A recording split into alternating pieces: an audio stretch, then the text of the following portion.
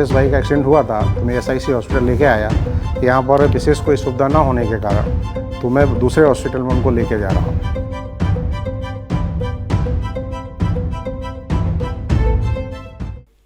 અંકલેશ્વર ઔદ્યોગિક વસાહતમાં આવેલ 150 બેડની ભવ્યાતિભવ્ય ESIC હોસ્પિટલમાં પ્રાથમિક સુવિધાઓનો અભાવ જોવા મળી રહ્યો છે।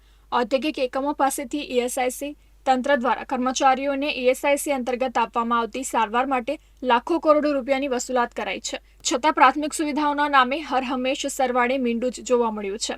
સિક્યોરિટીમાં કામ કરતા કર્મચારીને અકસ્માત નડતા ESIC હોસ્પિટલ ખસેડવામાં આવ્યા હતા।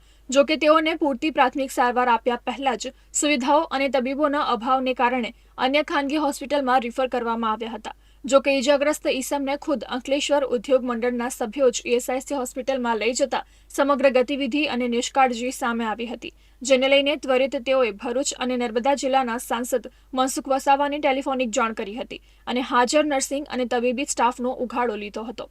સાંસદ મનસુખ વસાવાએ ટેલિફોનિક વાતચીતમાં આવનાર ટૂંક જ સમયમાં હોસ્પિટલની વિઝિટ કરી અને સંસાધનો અને તબીબોની ઉણપ પૂરી કરવા કેન્દ્રમાં પત્ર લખવા માટે હાકલ કરી હતી। જ્યારે ESICની વાત આવે ત્યારે ESIC હોસ્પિટલના સ્ટાફ તરફથી, એના મેનેજમેન્ટ તરફથી જ્યારે ફેક્ટરી ટુ ફેક્ટરી કેમ્પેનિંગ કરવામાં આવે કે ESIC તમારે કમ્પલસરી હોય। હવે જ્યારે ESICની હોસ્પિટલની આજે જ્યારે એક એક્સિડન્ટ થાય અને એનું વિઝિટ કરીએ ત્યારે એઝ અ એસોસિએશન મેમ્બર તરીકે અમને ખૂબ દુઃખ છે કે આ હોસ્પિટલ ખૂબ મોટી છે પણ એના અંદર ફેસિલિટીઝના નામે ઝીરો છે। આજે જ્યારે ઇમરજન્સીની અંદર કોઈ પણ પેશન્ટ આવે છે તો એને ટ્રાન્સફર કરવામાં આવે છે બીજી હોસ્પિટલમાં।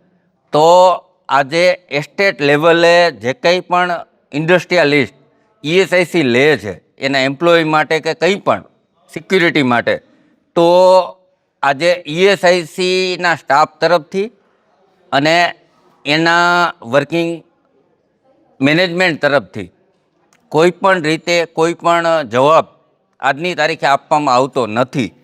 એટલે હાલની તારીખે એવું થાય કે ESIC આ એસ્ટેટ માટે, ઇન્ડસ્ટ્રી માટે છે કે કેમ, અને આ રીતે જો ચાલશે તો ESIC અમારા એસ્ટેટ માટે, ઇન્ડસ્ટ્રીયલિસ્ટ માટે ઓકે નથી।